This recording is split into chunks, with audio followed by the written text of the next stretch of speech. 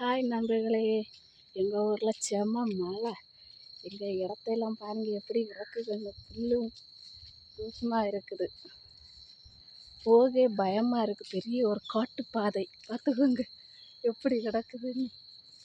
பார்த்தீங்களா சுண்டைக்காய் இங்கே இருங்க. என்ன பார்த்தீங்களா சுண்டைக்காய் எல்லாம் கிடக்கு.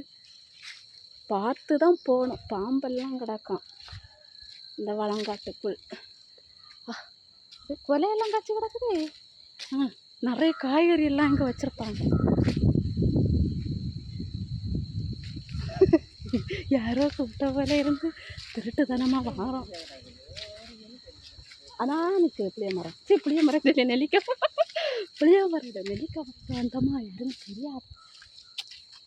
இங்கே பாருங்க எப்படி கிடக்குன்னு. காடு மாதிரி கிடக்குது இடம் எல்லாம். பற்றியெல்லாம் எப்படி இது மாமரம். நான் ஸ்கூல் படிக்கும்போது கூட இந்த இடத்துக்கு வரல. இன்னைக்கு தான் நான் வாரேன் இந்த ஏரியா பக்கம். எப்படி கிடக்குன்னு பாருங்கள். இதுதான் எங்கள் சிஸ்டரெல்லாம் தங்கக்கூடிய இடம். நான் எங்களுக்கு தெரியலையா? எங்கே தெரியலை, எங்கேயோ நான் இருக்கல ஒரு கட்டடம்.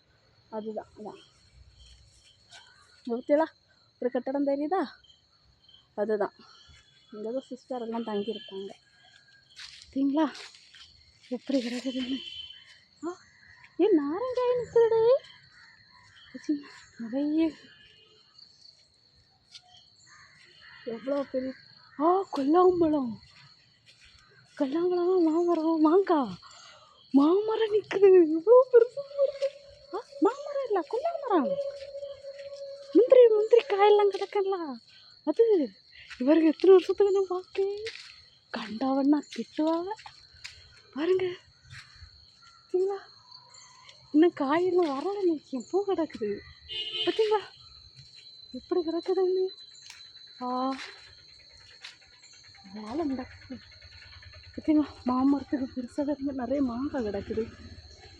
நாங்கள் இதில் எல்லாம் முன்னாடியெல்லாம் ஊஞ்சல் கத்தியெல்லாம் ஆடுவோம். எங்கள் வீட்டு பக்கத்துலலாம் எல்லாம் நேரம். இப்போல்லாம் இந்த மரத்தெல்லாம் பார்க்க முடியல.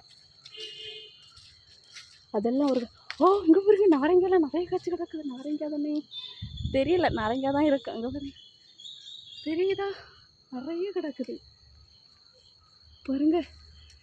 எடுத்தீங்களா நாரங்காய் நிறைய கிடக்குது. இங்கே ஒரு ஆள் நெல்லிக்க பறக்குது. எனக்கு வேண்டாங்க, நான் பறக்கல. பாய். பார்த்தீங்களா எவ்வளோ பெரிய இடம் என்ன பார்த்தீங்களா? சுற்றி காட்டியும் பாருங்க எப்படி இருக்குதுன்னு. இதுதான் இயற்கை கொடுத்த இடம். நம்ம இயற்கையை பாதுகாத்தா நம்மளும் நல்லா இருக்கலாம். இயற்கையெல்லாம் அழிச்சா நம்ம நிலைமையும் அதோ கதி தான்.